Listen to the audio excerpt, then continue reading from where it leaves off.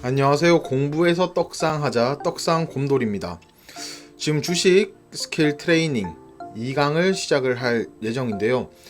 그 전에 기본편은 제가 다 이제 찍어서 올려드린 상태고, 이제 1편도 이제 박스권 매매도 안 보신 분들은 꼭 보시고 이 영상 시청해 주셨으면 좋겠습니다.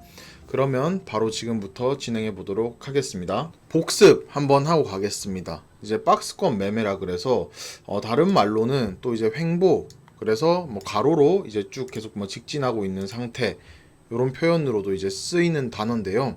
자, 박스권은 한 번만 더 복습을 하자면 상자를 뜻하는 표현으로 네모난 상자 안에서 주가가 왔다 갔다 할 때 쓰이는 이제 매매 기법이다, 이렇게 표시를 할 수가 있겠습니다. 그러니까 여기 위에 이상 못 가고 여기 밑으로도 안 떨어지는 그 상황에서 주가가 움직일 때 밑에서 잡고 위에서 판다, 이런 개념으로 해서 생각을 이제 하시면 좋을 것 같고요.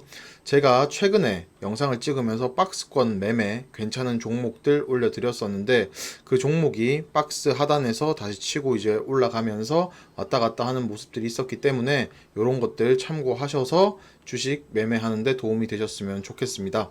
자, 그러면 오늘 배울 내용으로 넘어가 보도록 하겠습니다. 자, 제가 오늘 알려드릴 내용은 정배열과 역배열입니다. 정배열, 역배열은 제가 이동평균선 강의하면서도 설명을 한번 드렸었는데, 정배열은 말 그대로 배열이 바르게 되어 있는 경우고, 역배열은 배열이 거꾸로 되어 있는 경우를 뜻합니다. 자, 밑에 이렇게 그림이 나와 있죠. 정배열이라고 하면 말 그대로 이제 주식이 쭉 우상향하고 있는 상태, 이렇게 지금 생각을 해 보시면 좋을 것 같고요. 그러니까 주식이 뭐 살짝 빠지더라도 이 추세 자체는 위쪽으로 가고 있다, 요걸 이제 정배열로 생각하시면 편하고요. 그럼 반대로 역배열은 뭘까요? 그렇죠, 떨어지는 상황을 역배열이라고 합니다. 주가가 잠깐 오른다 하더라도 이 추세 자체가 반대쪽으로 이제 떨어지는 걸 보면 역배열이라고 이야기를 합니다. 자, 그러면 주식은 굉장히 좀 상식적으로 생각을 하면 마음이 편한데요. 그럼 정배열과 역배열 중에서 어디다가 주식 투자를 하시겠습니까? 이렇게 물어보면, 네, 당연히 정배열에 하는 게 훨씬 좋겠죠. 위쪽으로 가고 있는 추세이기 때문에.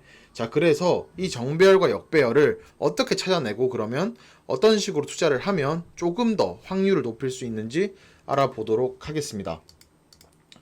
자, 첫 번째로 일봉, 주봉, 월봉, 연봉, 제가 1강에서 바로 말씀드렸던 내용입니다. 자, 일, 주, 월, 연 모든 그래프에서 일단 정배열, 역배열 찾는 거는 뭐가 가능하다? 적용이 가능하다, 이렇게 말씀을 드릴 수가 있겠고요. 그리고 기대값은 일, 주, 월, 연 순으로 기대값이 다르다. 무슨 말이냐면 간단합니다. 자, 일봉은 매일마다 나오는 거기 때문에 매일이라서 좀 기대값이 작겠죠. 하루하루마다니까. 그래도 뭐 크게 작지는 않습니다. 한 3, 4일 보고 뭐 기대값을 한 10%, 15% 보는 경우도 있고요. 그 대신 주봉은 그러면 일봉보다 크고, 월봉은 좀 더 크고, 연봉은 훨씬 더 크다, 대충 요런 퍼센테이지로 이해를 해주시면 좋을 것 같습니다. 자, 그리고 반대로 기간이 길수록 기대값도 높은 반면에 실패했을 경우 위험도도 따른다. 이 말은 무슨 말이냐면, 실패를 한다는 거는 매매가 말 그대로 1%든지 2%든지 익절을 못했을 경우라는 거죠. 그게 위험하다고 설명을 할 수가 있겠죠. 왜냐하면 시간은 다시 돌아오는 게 아니기 때문에 어쨌든 간에 실패를 좀 했다, 이렇게 표현을 해봤습니다. 자, 그러면 여기까지도 내용은 크게 어려운 거 없어요. 말 그대로 위쪽으로 올라가는 우상향하는 그래프에 투자를 하세요, 이렇게 이야기를 하는 건데, 그러면 그런 그래프는 이제 어떻게 생겼냐 한번 보여드리겠습니다. 정배열 그래프를 먼저 한번 보여드릴게요. 자, 예를 들어서 내가 이게 주가가 너무 올라가는 겁니다, 이렇게. 그래서 이 상태에서 제가 주가가 올라간 상태에서 주식을 사버렸어요.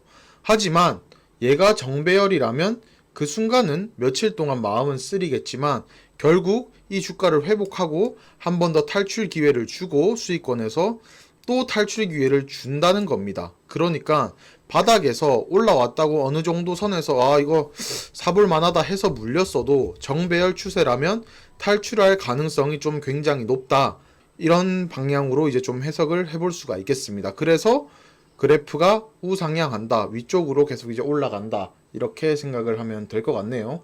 그러면 이런 과정에서 뭘 하면 된다? 주식 매수를 하면 조금 더 확률이 높겠다. 이렇게 말씀을 드릴 수가 있겠고요. 반대로 역배열 한번 보도록 하겠습니다. 역배열은 말 그대로 배열이 역인 방향입니다.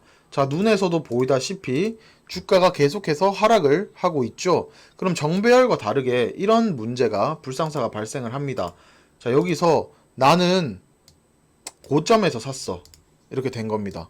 여기서 샀는데 탈출할 기회가 있겠지. 왜? 주식은 시간이 지나면 오른다고 했으니까 이러면서 있었어요. 그런데 그 다음 보니까 밑으로 더 내려가고 그 다음 보니까 위로 올라갈 줄 알았는데 더 내려가고 결국엔 더 내려가고 더 내려가고 해서 시간은 지나지만 오히려 주가는 계속 떨어져서 손해만 더 늘어나는 이런 경우를 무슨 경우? 역배열인 경우다. 이렇게 이야기를 합니다. 자, 그러면 이제 우리가 실제 그림으로 요런 것들도 있고 반대로 정배열은 올라가는 상황은 또 저렇게 올라가구나. 두 가지를 배워봤습니다. 그러면 이제 우린 주가를 정배열에서 투자해야 된다는 거는 알겠어요. 근데 그럼 이제 어떤 방식으로 투자를 하느냐? 그게 강의의 관건 아니겠습니까? 그래서 한번 보여드리겠습니다. 정배열도 정말 간단하게 생각하시면 돼요. 주가가 이렇게 올라갑니다. 예를 들어서 무궁무진하게 올라가요. 근데 얘가 무궁무진하게 올라가면 지금 삼성 주가는 일주당 뭐 한 4, 5천만 원 이렇게 해야겠죠. 하지만 주가가 유지되는 이유는 과연 뭘까요? 그렇죠. 주가는 올라간 게 있으면 또 떨어집니다. 그리고 또 어느 정도 시간이 되면 올라가고, 그래서 박스권 매매가 굉장히 중요하다고 제가 이야기를 했었던 거죠. 그런 것만큼 정배열이라고 해서 정배열이 이 상태로 만약에 1년 동안 있는데 1년이 거의 끝나는 과정에서 돈을 넣어버렸어요. 그러면 그 다음에 맞이하는 건 뭐다? 말 그대로 이 뒤에는 역배열 상태를 맞이해서 돈을 잃게 된다는 거죠. 이 순간은 정배열이었지만. 그래서 여기서 제가 강조드릴 내용은 어디서 해라? 역배열이 끝나고 정배열이 이제 들어가는 이 상황에서 투자를 해라. 이러면 조금 더 괜찮을 것이다 라고 제가 매매를 해보니까 그런 생각이 들고 요거대로 하니까 수익이 좀 괜찮게 나더라고요. 그렇기 때문에 제가 추천하는 타점이라고 하죠. 타점은 정배열이 시작하는 초기에 진입을 하고, 진입을 했을 시에 부담감도 적고 그 다음에 손절 라인도 좀 짧게 잡아갈 수 있다. 자, 그럼 어떤 식으로 투자를 해야 되는지 볼게요. 자, 역배열을 끊겠다는 의미인 거죠. 정배열이 처음 가는 추세라고 하면, 자, 다시 한번 더 쉽게 말씀을 드리면 여기까지가 역배열이었던 거야. 근데 내가 정배열을 가려면 쭉 떨어지고 있는 게 다시 턴을 시키려고 그러면 크게 주가가 한번 상승을 해야겠죠. 그죠? 상식적으로 우리 한번 생각을 해보자는 거죠. 주가가 크게 상승을 해야지 그 다음에 왔다 갔다 하면서 오르겠죠. 계속 떨어지면 더 떨어질 거 아닙니까? 그렇기 때문에 그때 뭐가 많이 들어온다?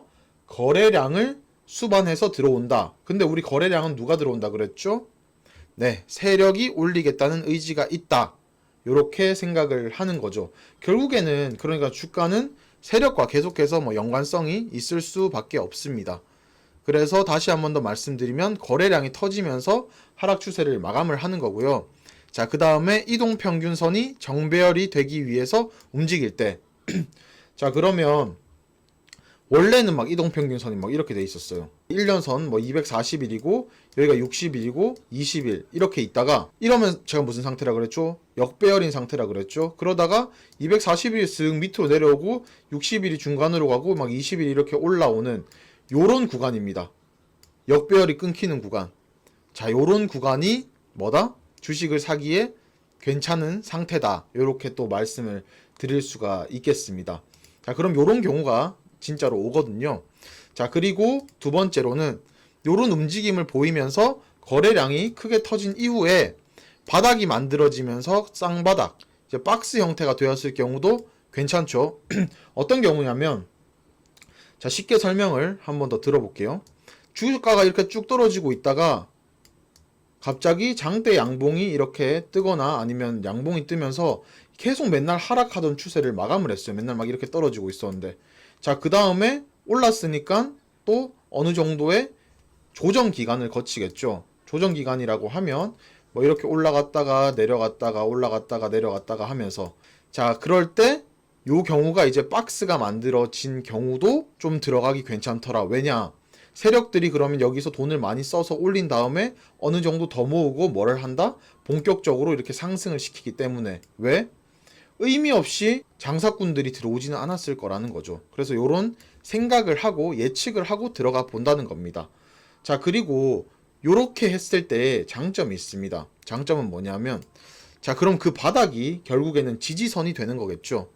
그렇기 때문에 손절을 해도 그 지지선 밑으로 얘가 이렇게 떨어진다 그러면 약 손절이 가능하고요.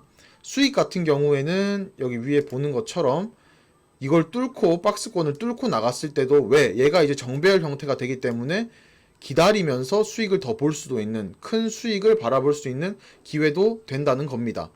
그렇기 때문에 이제 이런 상태에서 주식 매매하는 게 좋다. 즉 역배열을 끊고 정배열이 되는 상황에서 하는 게 굉장히 좋다. 이렇게 말씀을 드릴 수가 있겠고요. 자, 요 단어를 이제 제가 글로 한번 적어봤습니다.